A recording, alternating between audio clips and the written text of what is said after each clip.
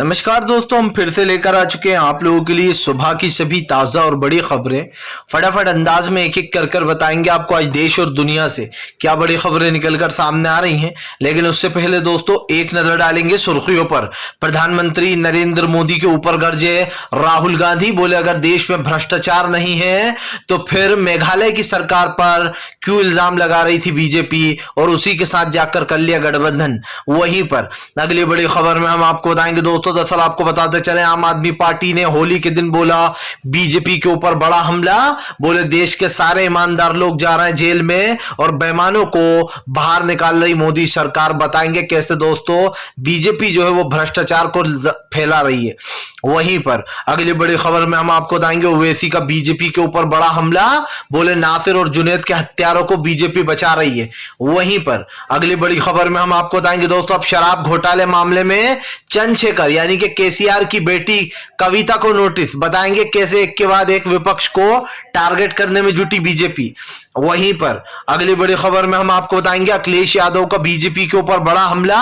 बोले संविधान की धज्जियां उड़ा रही है बीजेपी, फेक इनकाउंटर करके लोगों को मार रही है। वहीं पर अगली बड़ी खबर में हम आपको बताएंगे दोस्तों, दरअसल आपको बताते चले दिल्ली के एलजी पर लगे गंभीर आरोप। जी हां, आपको बताते चले कई लड़कियों को प्रताड़ित करने का और दंगे फैलाने का मामला दर्ज था। बताएंगे संजय सिंह ने कैसे खोली है पोल।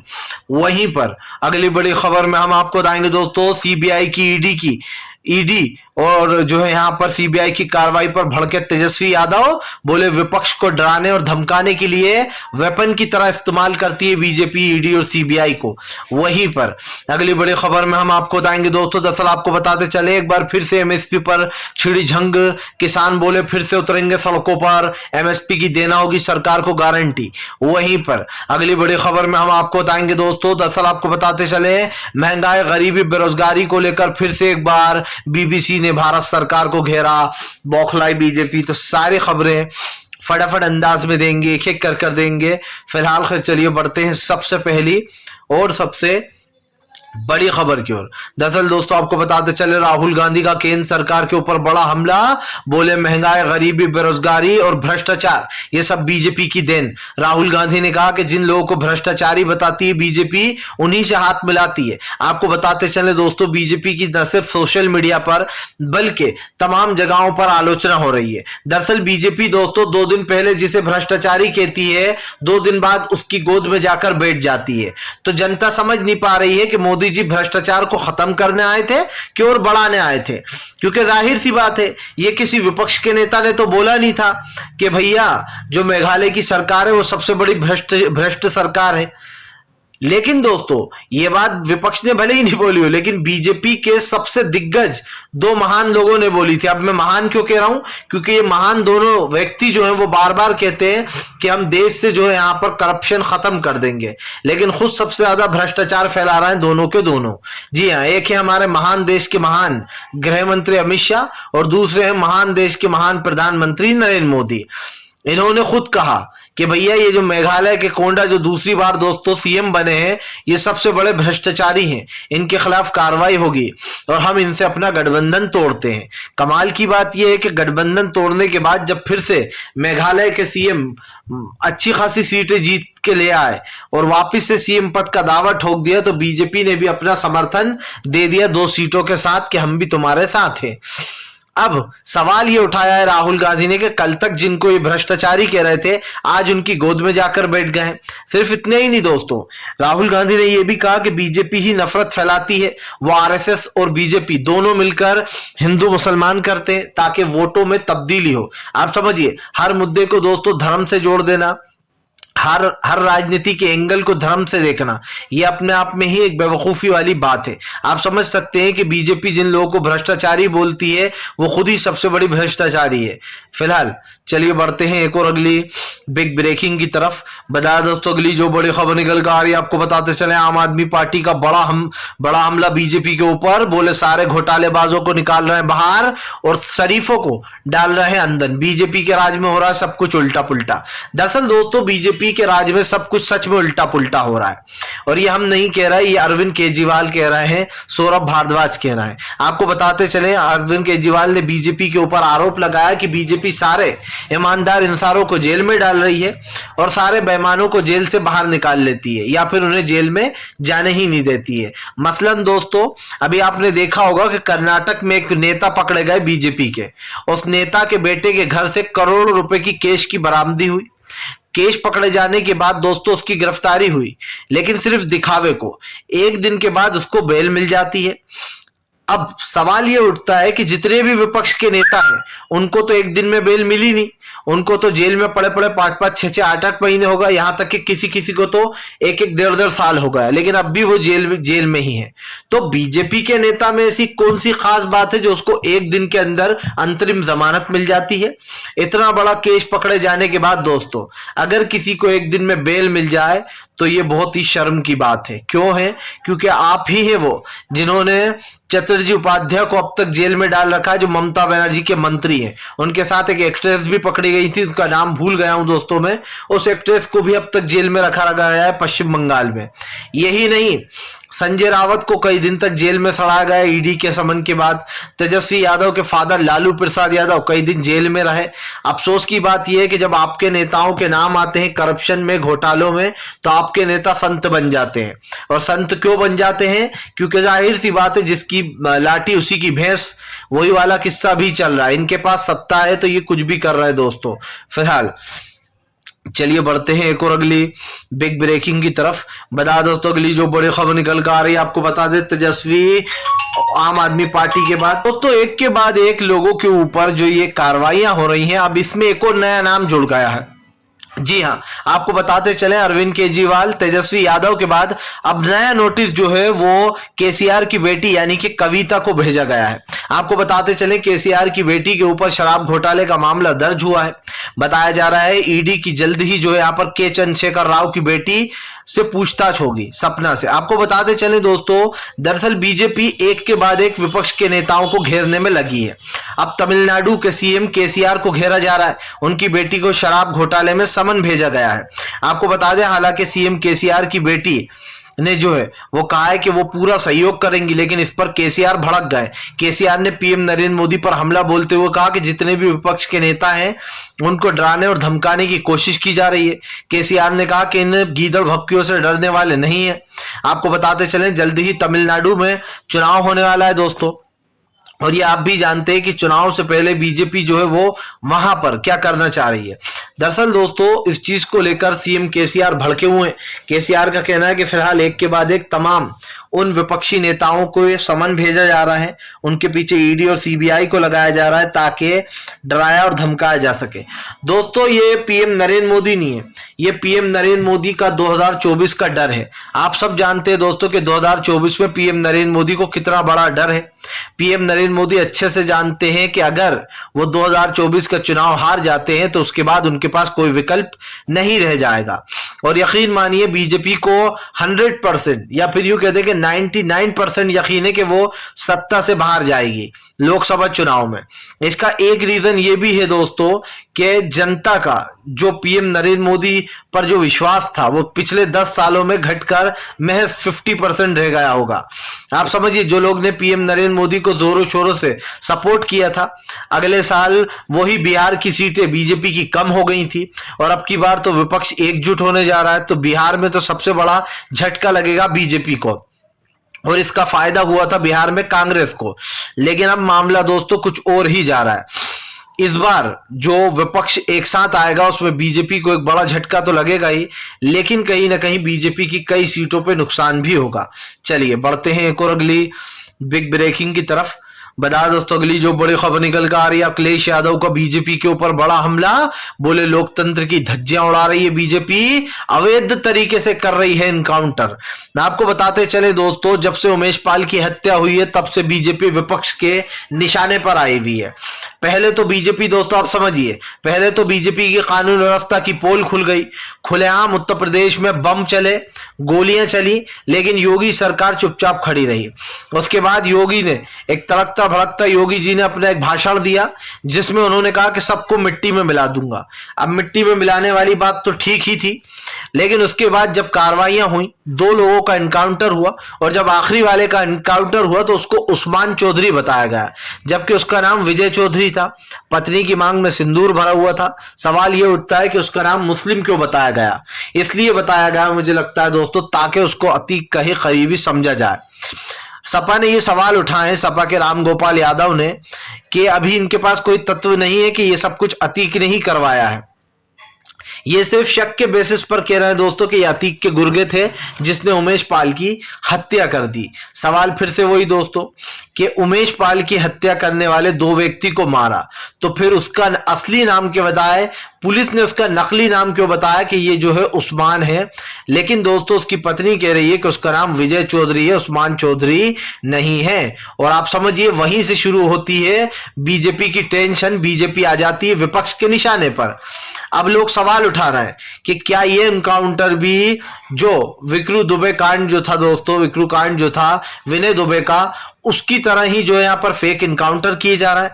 अब तक दोस्तों 2 लोगों को इनकाउंटर में मारा गया है। विपक्ष का आरोप है कि बीजेपी ने जानबूझकर इनकाउंटर किया गलत तरीके से। देखिए दोस्तों, इनकाउंटर 2 तरीके के होते हैं। पहला तो ये कि कोई अगर पुलिस के साथ सच में भगदड़ कर रहा है या फिर गोलीबारी कर रहा है और अगर वो इनकाउंटर में मारा जाता है तो वो एक नॉर्मल इनकाउंटर कहा जाएगा। लेकिन अगर जानबूझकर दोस्तों उसको मारने के, आप समझिए मारने के इरादे से ही पुलिस पकड़ रही है, तो जानबूझकर पुलिस ऐसा सबूत पैदा कर देती है कि ये तो भाग रहा था, झूठ बोल देती है और हमने इसे मार दिया, जबकि उन्होंने जानबूझ के उसको उड़ाया है। सिंपल सी बात यह कि उमेश पाल उर्फ विजय चौधरी के मामले में यही हो रहा है। बताया जा रहा है कि फिलहाल जो उस्मान उर्फ विजय चौधरी है उसको पुलिस ने जानबूझकर ठोका। इससे पहले अरबाज को भी जानबूझकर ठोका गया था। अफसोस की बात यह है दोस्तों कि जो लोग कानून की बात करते हैं वही कानून की धज्जियां उड़ा रहा है। कोई कितना ही बड़ा आरोपी क्यों ना हो, आप जो है किसी को सजा नहीं दे सकते, ना आप किसी का इनकाउंटर कर सकते। अगर आप समझिए दोस्तों, अगर ये सब पुलिस ही करने लगी तो फिर अदालतों की तो कोई जरूरत ही नहीं है। अदालतों में बड़े बड़े ताले लगा देना चाहिए और लिख देना चाहिए कि भैया अब से अदालतें बंद ही रहेंगी, क्योंकि सरकारें तय करेंगी किसका इनकाउंटर होगा और किसका नहीं होगा। अफसोस की बात यह है कि आप लोग कानून की धज्जियां उड़ा रहा हो, खुलेआम उड़ा रहा हो, और आप झूठ बोलते हो कि भैया ये इनकाउंटर तो सच्चा है। एक आंकड़ा निकलकर सामने आया था दोस्तों जिसमें सबसे ज्यादा झूठे इनकाउंटर उत्तर प्रदेश में हुए हैं, और यह आंकड़ा अभी भी बरकरार रखा हुआ है। यह आंकड़ा बढ़ता चला जा रहा है। क्यों? क्योंकि योगी आदित्यनाथ की पुलिस और खुद योगी आदित्यनाथ दोनों बेलगाम हैं, जो ना खुद प्रधानमंत्री की सुनते हैं ना प्रधानमंत्री से डरते हैं, और इसीलिए उत्तर प्रदेश की कानून व्यवस्था को मजाक बना रखा है। आप समझ लीजिए खुलेआम सिर्फ शक के बेसिस पर लोगों को उड़ाया जा रहा है। और यहां तक कि राम गोपाल यादव जी ने यह भी कहा, सपा के नेता ने, कि अतीक के 2 बेटे दोनों पढ़ते हैं, उनमें से कि एक ना एक दिन किसी एक को मार दिया जाएगा, उसका इनकाउंटर कर दिया जाएगा। फिलहाल चलिए बढ़ते हैं एक और अगली बिग ब्रेकिंग की तरफ। बता दोस्तों, नासिर जुनैद के हत्यारों को सजा न मिलने पर भड़के असदुद्दीन ओवैसी, बीजेपी पर लगाए गंभीर आरोप। दरअसल आपको बताते चले, ओवैसी ने भाजपा पर हमला बोलते हुए कहा कि नासिर और जुनैद के हत्यारों को हरियाणा की सरकार और वहां की पुलिस बचाने में लगी हुई है। दरअसल दोस्तों खबर मिली थी कि अभी हाल ही में जो मोनू मानेसर है, जो कि नासिर और जुनैद का कथित हत्यारा है, वो अपने कुछ साथियों के साथ नेपाल भाग गया है। आपको बता दें, राजस्थान की पुलिस ने ये आरोप लगाए थे कि ये जो मोनू मानेसर है दोस्तों, ये वहां पर भागा है नेपाल में, और इसके साथ इसके कई दोस्त भी हैं। यही नहीं, इसके आधे दोस्त उत्तर प्रदेश में छुपे बैठे हैं। यानी कि कुल मिलाकर बीजेपी शासित राज्य में इनको पनाह मिल रही है उत्तर प्रदेश में। एक तरफ तो योगी कहते हैं कि मैं मिट्टी में मिला दूंगा, दूसरी तरफ दोस्तों आप समझिए जो नासिर और जुनैद के हत्यारे, जिन्होंने तो 2-2 लोगों को मारा है, उधर तो सिर्फ उमेश पाल का ही हुआ, इधर बेचारे 2 लोगों को जिंदा जला दिया जाता है। लेकिन बीजेपी नहीं कहती कि हम मिट्टी में मिला देंगे, बीजेपी तो कहती है कि हम उन्हें मिट्टी में मिला देंगे जो इन दोनों को सजा दिलवाएगा। जाहिर सी बात है, आप लोग उन अपराधियों को तो साथ हो जो गौ रक्षा के नाम पर मासूमों को मारते हैं, उनकी लिंचिंग करते हैं, और उसके बाद आप लोग सीना ठोक कर, थाली छाती पीट कर कहते हो धर्म संसद लगवाकर कि हम मुसलमानों को काटेंगे। आप समझिए। उसके बाद पीएम नरेंद्र मोदी बड़ी ही बेशर्मी से ये बोल जाते हैं कि हमारे देश का संविधान एक है, हम सब भाईचारे पे। कभी बोला पीएम ने? नहीं बोला होगा। लेकिन जब उन पर बात आती है तो साफ दिखाई दे रहा है कि जुनैद और नासिर के हत्यारों को बचाने में बीजेपी आराम से जुटी हुई है। इससे पहले राजस्थान पुलिस ने भी आरोप लगाए थे कि बीजेपी और खास कर दोस्तों वहां की हरियाणा की जो पुलिस है वो आरोपियों को पनाह दे रही है, शरण दे रही है। अब ओवैसी ने बीजेपी पर भड़ास निकाली है। ओवैसी का कहना है कि फिलहाल 2 लोगों को जिंदा जला दिया जाता है, उनके समर्थन में बीजेपी नारेबाजी करती है। बीजेपी के विश्व हिंदू परिषद के लोग, बजरंग दल के, और उन्हें बचाने की कोशिश करते हैं। इधर दूसरी तरफ दोस्तों ये आरोप इसलिए भी लग रहा है क्योंकि हमने कई बार देखा है कि बीजेपी के वो तमाम नेता इसी तरीके के भाषण देते हैं जिनका कोई मतलब होता नहीं है, लेकिन फिर भी इन भाषणों में बीजेपी को कुछ गलत नहीं लगता। अफसोस की बात यह है कि आप जिन लोगों का सपोर्ट कर रहे हो, आप जिन लोगों को बचा रहे हो, वो भी उन्हीं की तरह है जिन लोगों ने उमेश पाल की हत्या की। जाहिर सी बात है, एक पक्ष की तरफ आप नरम, दूसरे की तरफ आप इंसाफ से बिल्कुल वंचित। चलिए बढ़ते हैं एक और अगली बिग ब्रेकिंग की तरफ। बता दोस्तों अगली जो बड़ी खबर निकल कर आ रही है, आपको बताते चले दोस्तों, तेजस्वी यादव का बीजेपी के ऊपर बड़ा हमला। बोले ये कोई नई बात नहीं है, बीजेपी सीबीआई और ईडी को अपना पपेट बनाए हुए है। जी हाँ, पपेट की तरह करती है यूज। दरअसल आपको बताते चले, तेजस्वी यादव ने बीजेपी के ऊपर हमला बोलते हुए कहा कि ईडी और सीबीआई दोनों हमारे घर में दफ्तर खोल लें, क्योंकि अब इधर उधर जाने की जरूरत नहीं है, यहीं पर आते रहते हैं। आपको बताते चले ये सब कुछ प्रधानमंत्री के इशारे पर हो रहा है। तेजस्वी यादव ने कहा कि दरअसल 2024 के यानी कि लोकसभा चुनाव को लेकर बीजेपी डरी हुई है, इसीलिए वो इस तरीके की हरकतें कर रही है। आपको बताता चलूं, तेजस्वी ने कहा कि फिलहाल ऐसी हरकतों से डरने वाले नहीं है। इस बार विपक्ष एकजुट होकर लड़ेगा चुनाव और जीतेगा भी। आपको बता दें, नीतीश कुमार ने कहा था कि अगर विपक्ष एकजुट हो जाता है तो बीजेपी सिर्फ 100 सीटों पर सिमट कर रह जाएगी। और अगर एक तरीके से एक आंकड़ा गणित लगाया जाए तो दोस्तों, एक सर्वे ने भी यह दावा कर दिया है कि अगर विपक्ष एकजुट होकर लड़ा तो बीजेपी बहुत बुरी तरीके से चुनाव हारेगी। क्योंकि जाहिर सी बात है, जब सर्वे निकलकर सामने आया तो बीजेपी की टेंशन बढ़ गई। बीजेपी को भी पता है कि अगर उन राज्यों में जहां पर विपक्ष ने बीजेपी के खिलाफ मोर्चा खोल दिया तो क्या होगा। क्योंकि आपने एक चीज नोटिस की होगी दोस्तों, अब की बार जो अखिलेश यादव थे उनको काफी अच्छा फायदा हुआ है, उनकी सीटें बढ़ी उत्तर प्रदेश में, और बीजेपी का जो वोट परसेंटेज था दोस्तों, वो वोट परसेंटेज घट गया। यानी कि ये कह दें कि अखिलेश यादव ने बीजेपी की जो सीटें थी उन कई सीटों पर अपना कब्जा जमा लिया। अगर मायावती और ओवैसी वहां पर जो है यहाँ पर डेरा नहीं डालते दोस्तों, तो ये लिख के दे देता मैं कि आराम से सपा की जीत हो सकती थी। क्योंकि वहां पर सबसे ज्यादा अगर किसी ने वोट कटवा का काम किया है तो वो मायावती और ओवैसी ही थे, जिन्होंने अखिलेश यादव की कई सीटों पर सेंध लगाई है। अब की बार मायावती इसलिए भी एक बड़ा फैक्टर रही क्योंकि बीजेपी ने बड़ी चालाकी से मुस्लिम कैंडिडेट के सामने मुस्लिम ही कैंडिडेट उतरवाया, और उन जगहों पर जहां पर सपा ने मुस्लिम कैंडिडेट उतारे थे, बसपा ने भी वहीं पर मुस्लिम कैंडिडेट उतारे। इससे यह साबित हुआ कि गृह मंत्री अमित शाह ने जो जो इंस्ट्रक्शन दी थी मायावती को, मायावती ने अपना काम पूरी ईमानदारी और निष्ठा से किया, बीजेपी का समर्थन करके, उनका साथ देकर। चलिए बढ़ते हैं एक और अगली बिग ब्रेकिंग की तरफ।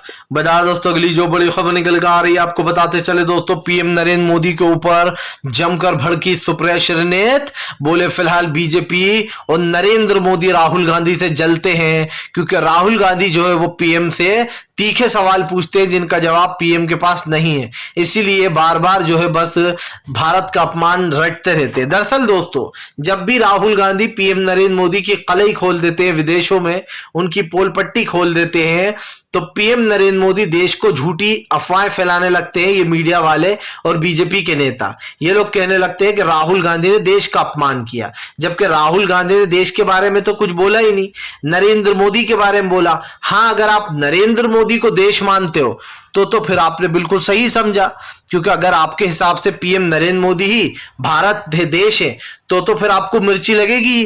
जाहिर सी बात है, ये वही प्रधानमंत्री है जो बाहर देश कहकर आए थे अमेरिका में जाकर के भैया 70 साल में हमारे देश में कोई विकास नहीं हुआ। क्या आपने अटल बिहारी वाजपेयी का अपमान नहीं किया था? क्या आपने नेहरू जी का अपमान नहीं किया? क्या आपने गांधी जी का अपमान नहीं किया? आपने जो है यहाँ पर इंदिरा गांधी का अपमान नहीं किया? आपने राजीव गांधी का अपमान नहीं किया? और तमाम वो वल्लभ भाई पटेल सरकार जितने भी